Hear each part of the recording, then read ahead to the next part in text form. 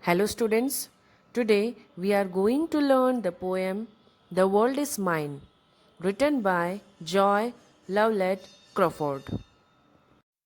In this poem, the poetess wants to say that we must count our blessings and be grateful for the good things in our life rather than complaining about the things which we think we lack. By the end of every stanza, the poetess says that she is grateful to God for giving her everything in the world she wants in life. This is a poem written in free verse. The poem is a monologue. Here, a person speaks out his or her thoughts and experience while going through them. Now, move on to the poem, first stanza. Today, on a bus, I saw a lovely girl with silken hair. I envied her. She seemed so gay, and I wished I was so fair. When suddenly she rose to leave, I saw her hobble down the aisle. She had one leg and wore a crutch, but as she passed, a smile. Oh God, forgive me when I whine. I have two legs, the world is mine. First stanza में कवयित्री कहते हैं कि आज जब वो बस से ट्रैवल कर रहे थे वहाँ पे एक लड़की से मुलाकात हुई। वो लड़की बहुत ही सुंदर और उसके लंबे घने और सिल्की बाल थे। ये देख के कवयित्री को बहुत जेलसी महसूस हुआ। बाद में जब बस स्टॉप में बस रुकी तब वो लड़की नीचे उतरने लगी। तब कवयित्री ने देखा कि उसके सिर्फ एक ही पैर थे और वो बैसाखी के सहारे से चल रही थी। वो लड़की हंसते हुए कवयित्री को देख के बस से नीचे उतरी। बाद में कवयित्री ने ईश्वर से कहा, मुझे क्षमा करे, मुझे ऐसा सोचना नहीं था। मेरे पास तो मेरे दोनों पैर हैं, मैं जहाँ चाहती हूँ वहाँ जा सकती हूँ। कवयित्री कहती है कि हमारे पास जो भी है उस चीज़ों से हमें खुश रहना चाहिए और कभी कंप्लेन नहीं करना चाहिए। जो कुछ भी हमें ईश्वर ने दिया है उसी में ही हमें सेटिस्फाइड रहना चाहिए। Second stanza. And then I stopped to buy some sweets.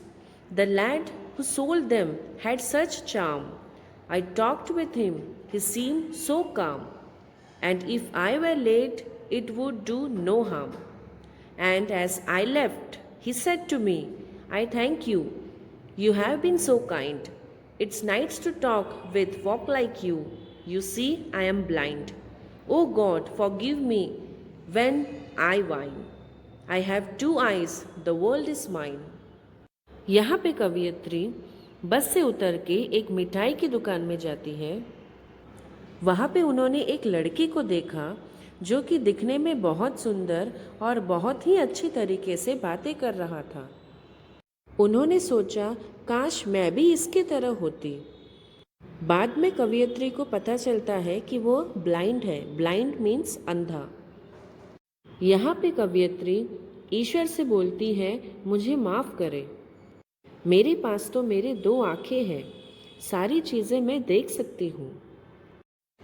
ये दुनिया बहुत ही सुंदर है और मैं अपनी ये दोनों आँखों से ये चीज़ देख सकती हूँ। Third stanza.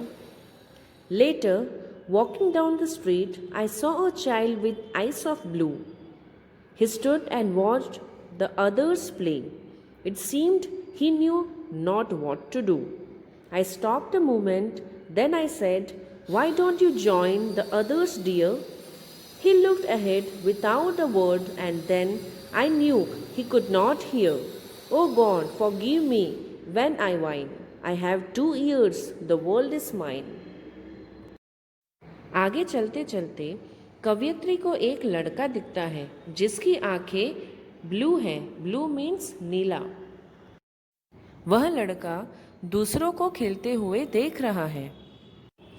कवयित्री उस लड़के को देख के रुक गई और पूछने लगी, तुम उनके साथ क्यों नहीं खेल रहे हो? अकेले यहाँ पे क्यों बैठे हो? तब उस लड़के ने कुछ नहीं कहा। वह सिर्फ देखने लगा। बाद में कवयित्री को पता चलता है कि वह सुन नहीं सकता, वह बहरा था। कवयित्री फिर से ईश्वर से क्षमा मांगती है और कहती है, मेरे पास तो मेरे दोनों कान हैं और मैं सब कुछ सुन सकती हूँ। Now let's move on to last and fourth stanza.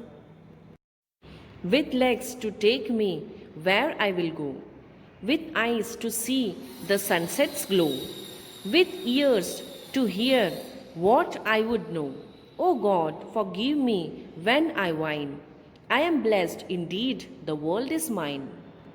Last stanza में कवयित्री ईश्वर का धन्यवाद करती है कि उसके पास सब कुछ है। जो भी उसने चाहा, भगवान ने उसे सब कुछ दिया है। वह अपने पैरों से कहीं भी जा सकती है और अपने आँखों से सूरज को डूबता हुआ देख सकती है। उसकी खूबसूरती और उसकी रोशनी देख सकती है और अपने कानों से सुंदर आवाज़ें सुन सकती है। भगवान का दिया उसके पास सब कुछ है। कवयित्री अंत में ईश्वर से क्षमा मांगती है और कहती है कि मैं बहुत भाग्यशाली हूँ, मेरे पास आपका दिया हुआ सब कुछ है। और कहती है, मैं अपनी ज़िंदगी से बहुत खुश हूँ। ये दुनिया मेरी है और मैं हमेशा खुश रहना चाहती हूँ। इस पोयम में शुरुआत में कवयित्री ईश्वर को कंप्लेन करती है कि मेरे पास कुछ नहीं है और दूसरों के पास सब कुछ है। धीरे धीरे उनको पता चलता है कि उनके पास उनके ज़िंदगी में सब कुछ है जो कि दूसरों के पास नहीं है। कवयित्री ईश्वर से क्षमा मांगती है क्योंकि उन्होंने इस तरह से सोचा। बाद में वह कहती है कि मैं बहुत भाग्यशाली हूँ क्योंकि मेरे पास आपका दिया हुआ सब कुछ है। उम्मीद करती हूँ आपको ये पोएम समझ आई होगी। Thank you so much.